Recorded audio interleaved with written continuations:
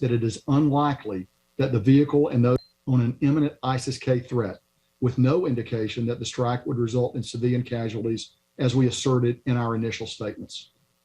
The strike on 29 August must be considered in the context of the situation on the ground in Kabul at Hamid Karzai International Airport, following the ISIS-K attack that resulted in the deaths of 13 soldiers, sailors, and Marines, and more than 100 civilians at Abbey Gate on 26 August, and also with a substantial body of intelligence indicating the imminence of another attack. In the 48 hours prior to the strike, sensitive intelligence indicated that the compound at point number 1 on the map, and let's bring the map up now, please. And we're just going to bring this up. Hopefully you have an opportunity to see it here as we go forward. John, can you see the map there? They've disabled you, sir.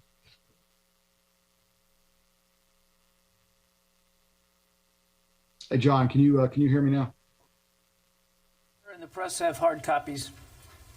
Okay, Roger. Then I'm going to continue based on that. Then, John, in the 48 hours prior to the strike, sensitive intelligence indicated that the compound at point number 1 on the map was being used by ISIS-K planners, used to facilitate future attacks.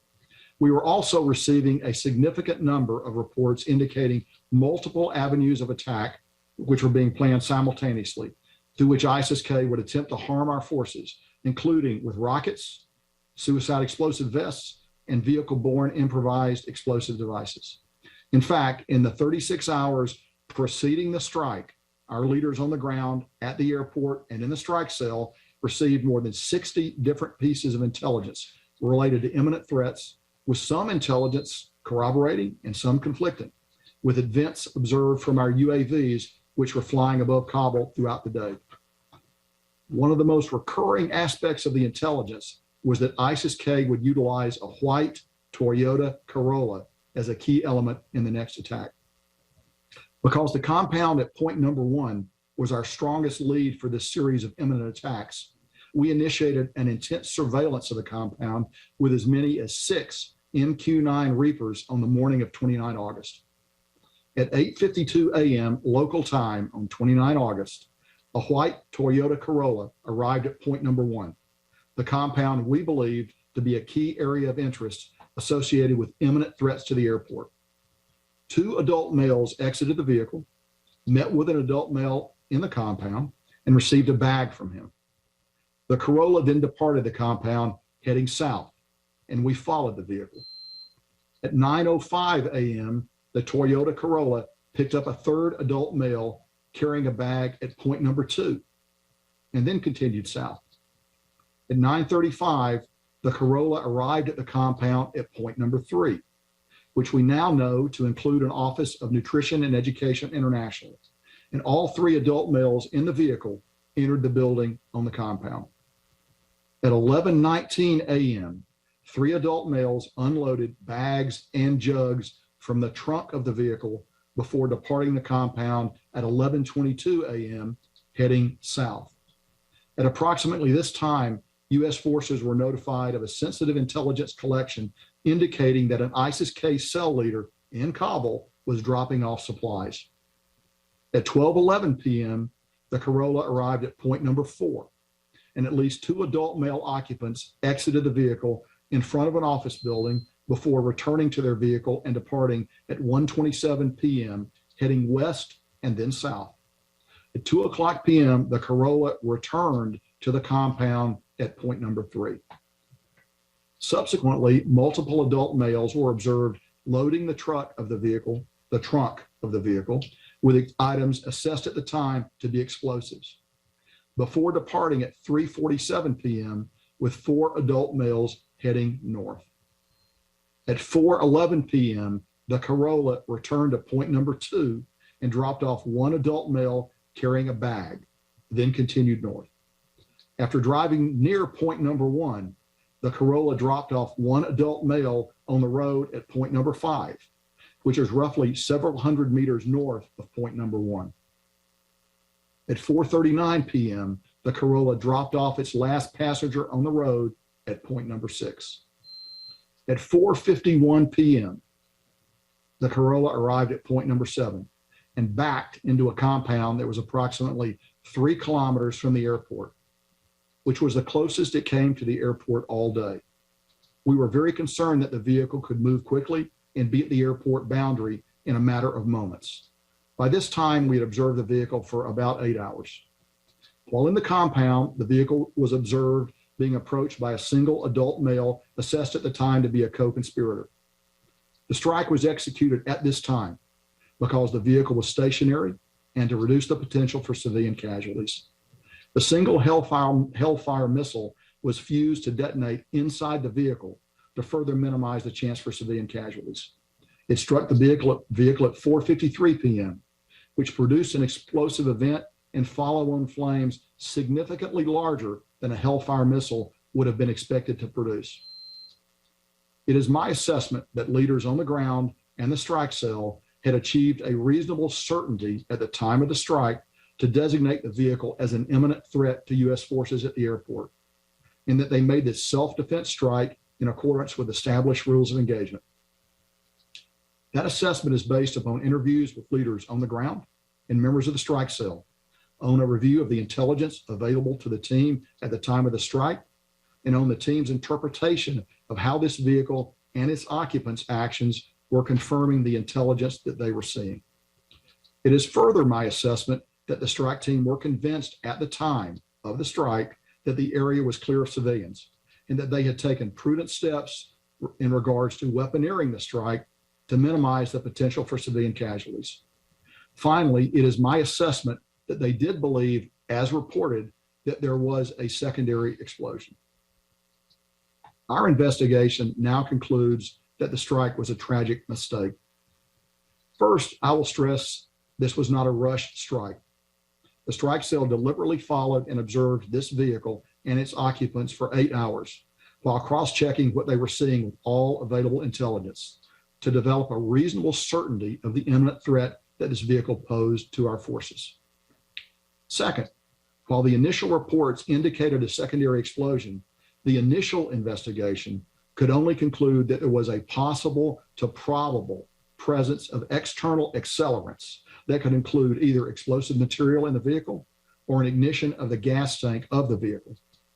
Subsequent analysis could not rule out the presence of a small amount of explosive material, but determined that the most likely cause was the ignition of gas from a propane tank located immediately behind the car.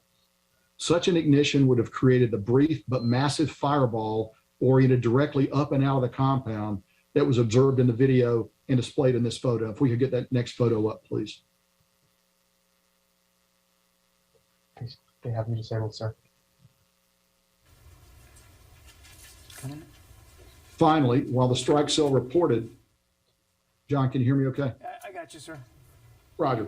Finally, while the strike cell reported the presence of 2 adult males, one inside the vehicle and one outside the vehicle at the time of the strike, the cell initiated a review of their footage immediately following the report of civilian casualties and determined that a few partially obscured forms were briefly visible moving in the compound. This led to my initiation of an investigation within 24 hours of the strike. Comprehensive review of all the available footage and reporting on the matter led us to a final conclusion that as many as 10 civilians were killed in the strike, including up to 7 children. At the time of the strike, based upon all the intelligence and what was being reported, I was confident that the strike had averted an imminent threat to our forces at the airport. Based upon that assessment, I and other leaders in the department repeatedly asserted the validity of this strike. I am here today to set the record straight and acknowledge our mistakes. I will end my remarks with the same note of sincere and profound condolences to the family and friends of those who died in this tragic strike. We are exploring the possibility of ex gratia payments. And I'll finish by saying that while the team conducted the strike, did so in the honest belief that they were preventing an imminent attack on our forces and civilian evacuees, we now understand that to be incorrect. With that, I'm ready to take your questions. Thank you, General. Tom.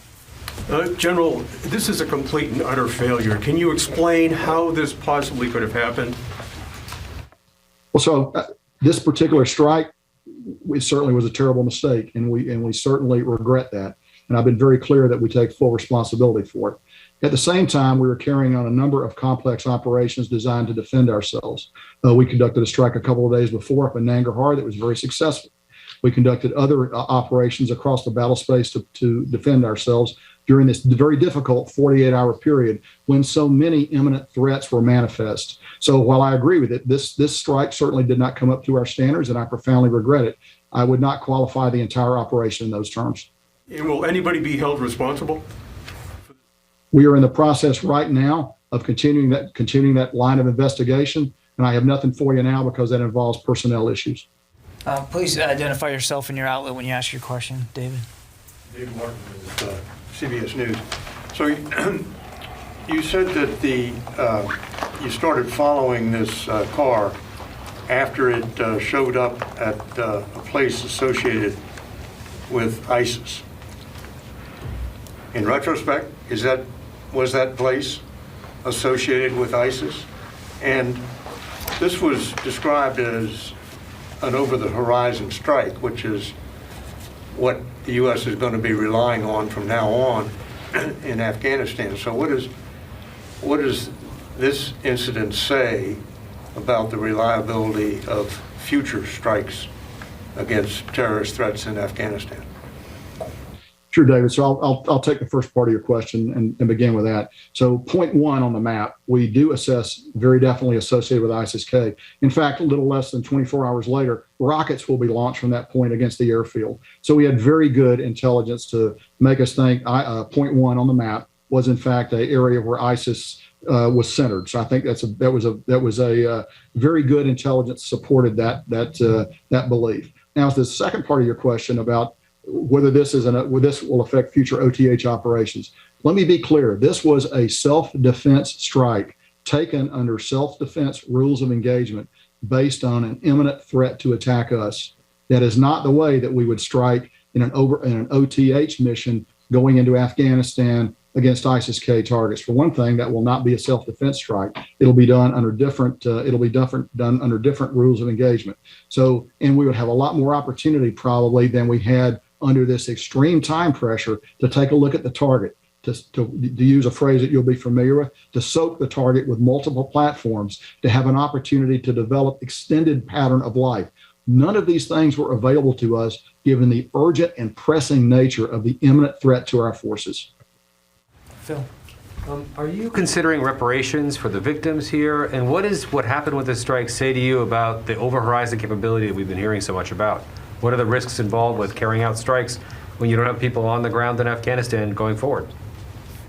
Sure. So as I said in my statement, we are considering ex gratia or reparations for this, and that'll ultimately be a matter for policy. So we're in consultation with the Office of the Secretary of Defense to determine the way forward there. As you will also understand, it's very difficult to reach out on the ground in Afghanistan, to actually reach people. But we are very interested in doing that, and we'll move on it based on our ability to do that. So your question about this and OTH, I'll sort of echo what I said to David. I would reject a parallel between this operation and an over-the-horizon strike against an ISIS-K target. Again, because we will have an opportunity to further develop the target in time, to look at pattern of life. That time was not available to us because this was imminent threat to our forces. It's important that I emphasize that. We did not have the luxury of time to develop pattern of life and to do a number of other things. We struck under the theory of reasonable certainty. Probably our strikes in Afghanistan going forward will be under a higher standard. That's a policy matter, not a purely military matter. But I don't think you should draw any conclusions about our ability to strike in Afghanistan against ISIS-K targets in the future based on this particular strike. Sylvie. Hello, General. Sylvie Lantom from AFP. You said that you had intelligence about a threat emanating from a white Toyota.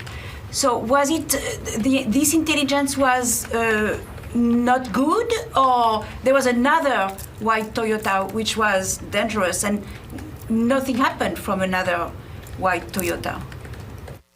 So I would tell you this. Clearly, our intelligence was wrong on this particular white Toyota Corolla. At the same time, we undertook a variety of things to make it hard for them to get at us during this period of time. We closed the gates, which we didn't want to do at HKIA during this period of time as force protection. We were very active with our ISR overhead, which we know is very, often has a suppressive effect on their activities. We still took rockets the next day, as you know, and they fired those rockets from near Point One and from other places, actually, near the route of this vehicle. But I would tell you unequivocally, in this case, clearly the intelligence was wrong on this vehicle. And we certainly regret that, as I've been very clear. Let me go to the phones. Jennifer Steinhauer, New York Times.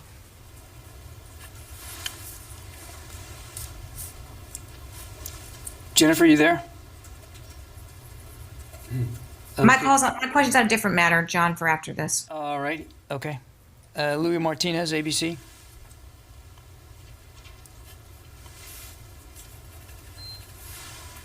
You there, Louis? Okay, nothing heard. Nancy Youssef. Thank you. General, can you clarify a couple points for me? If I'm understanding you correctly, you followed the wrong protocol from the beginning in. That is, you weren't following one vehicle and mistaken it for another one. And also, in your initial statement, you said that there was no initial reports of civilian casualties. It appears that there was at least some concern about civilian casualties very early on. So on what basis did you make that statement? And finally, was any of the intelligence that you were using gathered from the Taliban? Thank you. So let me begin with the last question. Nothing we did was gathered from the Taliban, and I should be very clear about that. We selected this car based on its movement at a targeted area of interest to us, a known targeted area of interest to us, and we held it throughout the day. Clearly, based on the end result, that was a mistake, and I have acknowledged that. Okay, Megan. Megan Myers from Military Times. During this time, were you tracking any other suspicious activity in Kabul that might have also been part of this threat? And do you have any intelligence from after this drone strike that suggests what happened to the imminent threat afterward? Sure. So as I noted in my comments, we had over 60 very, very high caliber reports of imminent threat to our forces in and around Kabul. Typically, those are signals based, but there are also some human and other human intelligence as well. So we had a variety of sources for that intelligence. We believe that the strike we took a couple of days prior up in Nangarhar actually had an effect on quietening down, because we got a key attack planner in that strike. We believe that disrupted some of their plans. Additionally, we did things to make it harder for them to get to us. For example, we closed the gates. The gates, as we know, are a particular point where we're vulnerable. So we decided not to process people, and we hunkered down for a little bit of time while this threat was still there. So there were over 60 clear threat vectors that we were dealing with during this period of time, including, as I've noted before, the rocket attacks that occurred, a little bit after this from locations that are displayed on the graphic that you have. Thank you. A really quick follow-up. Not in terms of the number of threats, but the number of other cars or groups of people that you were following that day. Were you tracking anybody else this closely? We tracked a lot of other people. We didn't track anybody as closely as we did this because of the limitations on our resources. And frankly, we thought this was a good lead. We were wrong. Thanks, Alex. Thanks, John. General McKenzie, this is Alex Marquardt from CNN. You mentioned that immediately following the attack, you saw shapes in the video that led you to believe that this necessitated an investigation, that there could have been more civilians there. On September 1st, we heard from General Milley, who called this a righteous strike. And this was several days later. Did you, at the time, several days later, also believe that this was a righteous strike? And could you talk about your erosion of confidence over the next subsequent 2 weeks of the investigation? Sure. So I think we issued a statement from U.S. Central Command about 6 hours after the strike, acknowledging the possibility of civilian casualties. So we knew from the very beginning there was a possibility of civilian casualties. I think we still thought we had good reason to have taken that strike, and it took us gathering the facts to change that. We didn't think, as you will understand and appreciate, we didn't take the strike because we thought we were wrong. We took the strike because we thought we had a good target. It takes a little while to uncover some of those things. We moved and worked as rapidly as we could. And actually, I think we worked extremely rapidly to get this information out and to make it public. Fine. Thank you, John. Thank you, General. So despite numerous intelligence reports and warnings, on the 26th, we had that tragic attack on the airport. 13 U.S. service members were killed, in addition to tens of Afghan civilians. Again, on the 29th, in this strike, another tragedy took place. As you said, 10 civilians were killed, among them 7 children. Is that a failure of intelligence or leadership in Afghanistan? And what do you intend to do about that? Thank you. Well, I will tell you, so we had 2 events. We had the attack at Abbey Gate, we had this, and we had this strike. You know, the Abbey Gate attack, you're in combat with an enemy who is alive and has his own will. And sometimes that enemy his plans are just gonna work. You can't cover every eventuality all the time, despite our very best efforts to do that. And we took every precaution we could at Abbey Gate. In fact, when we had threats develop over the 48 hours that followed, as I've noted, we closed the gates in order to, recognizing it would reduce our ability to bring people in. But at the same time, we thought that was the best thing we could do to actually reduce our attack surface, if you will, to protect our forces. There are also a number of attacks that were thwarted. These are 2 that you know about because they're high visibility and we're talking about them. Others were thwarted and did not occur. So the silence of those attacks should mean something too. Unfortunately, it's very difficult to prove the negative. Tony. Hi, so Tony Capaccio with Bloomberg. Got 2 quick questions. Are you going to release the report of investigation? 2, in your fact gathering, to what extent did you rely on the New York Times' extensive video investigation and then talks with NGOs or civilian eyewitnesses at the scene? So repeat the first question again for me. You'll be releasing the final report of investigation. The final report the report is a highly classified document. There will be procedures that would have to be followed to declassify elements of that document if it were to be released. And I'll just leave that question there. As we in fact worked our investigation, we used all available sources of information to inform us as we went forward. Certainly that included some of the stuff the New York Times did. It also included our own extensive resources in this area, which we looked at. So we tried to go everywhere we could and not overlook anything as we sort of tried to build the picture. Taliban at all aid in the investigation or the fact gathering? No. Thanks. Lucas. General McKenzie, Lucas Tomlinson, Fox News. Did you have forces on the ground that helped you conduct this strike? No, we did not. As you know, no time were our forces really away from Hamid Karzai International Airfield. So there was nobody there on the ground to have to play that role. I think you can see from the graphic that the position of the strike was about 3 to 4 kilometers to the west of HKIA. So no, there was nobody, either us or a proxy of ours, that was involved in this. That includes Special Operations Forces? Explicitly. Can you talk about the challenges of conducting these drone strikes without any U.S. troops on the ground? Well, so we conducted a very successful drone strike 2 days earlier up in Nangarhar province.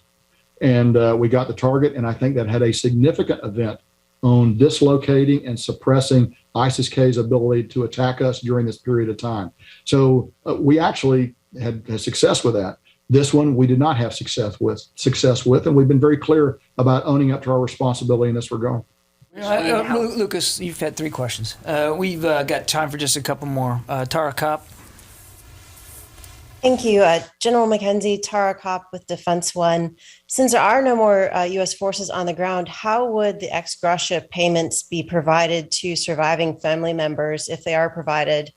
And then I know you walked us through the timeline at the beginning of this, but can you give us the overall amount of time spent actually identifying and confirming this target before the strike was taken? Sure. So as for the ex gratia payments, we're working that right now, and it will be difficult, as I noted in my remarks, I think, or in one of the first questions. It'll be difficult to do that without a presence on the ground, and that's just something we're going to have to work through. I don't have a better answer for you right now, other than we recognize the obligation, and we'll continue to work that problem. So, in a situation like this, to go to the second part of your question, as you continue to look at the target over the course of the day, you begin to build probabilities, and you begin to weigh, are we going to take a strike? Why are we going to take the strike? When the vehicle came up to the final point at point 7 on your map, which is actually, as I've noted, the closest to the airfield it had been all day, we were very concerned about a white Corolla being involved in an attack. So the cumulative force of all those All those, the intelligence that we gathered throughout the day, the position of the vehicle, its nearness to the airport, the imminence of the threat, and the other SIGINT that we're getting throughout the day all led us to the moment of deciding to take the strike. And one last follow-up, who actually ordered the strike? Who had the final authority to say fire? So in this case, the target engagement authority is held by the over-the-horizon commander who's forward in the theater. The over-the-horizon strike cell commander, I should say. Okay, we got time for one more, and then we're going to have to let the general go. Jeff Selden, VOA. Jeff Selden from VOA. Thanks very much for doing this. General, given how this over-the-horizon strike went, where do things stand in terms of getting at least a closer presence, a closer basing agreement for future over-the-horizon strikes? And we've been told that the Taliban have made various commitments to counterterrorism. I know you said that they didn't provide any information for this strike, but did they provide any sort of help in the closing days in terms of preventing the threat against from ISIS-K, or have they been helpful since then in cracking down on ISIS-K as they continue to plot against U.S. Western targets? So I think the best I can answer your question is to sort of take the middle part of the question. In the final days, and really in the second half of our time at HKIA, as we continued our evacuation, the Taliban were helpful in establishing an outer security perimeter, which actually, we believe, prevented some attacks from developing. Now, look, there's a downside to that, too. It also allowed them to screen people that might otherwise have gotten to the airfield. And that's just a hard, harsh fact. And you have to balance those two. Force protection of our forces, which is supported by Taliban external presence, against the fact that it may prevent some people that you would like to bring out from being able to get to you unmolested. And that's a difficult balance. I frankly came down that I wanted to protect our forces, and I needed that outer boundary. And to that degree, we were able to work together. I have no particular affection for the Taliban, and I don't know that they're doing anything at all for us right now. But those questions would probably better go to the Department of State, along with questions about basing and where we might be able to get closer basing than where we are right now. I know all of those things are actively being worked by our diplomats as we speak. Thank you, General. Appreciate your time this afternoon. I'll turn it over to you for any last closing comments you might want to make, sir. No, John, I appreciate the opportunity to come on. I appreciate the opportunity to take responsibility for this, because I do feel responsible for it. And I appreciate the questions from the media. Thanks, John. Thank you, General. Thank you very much.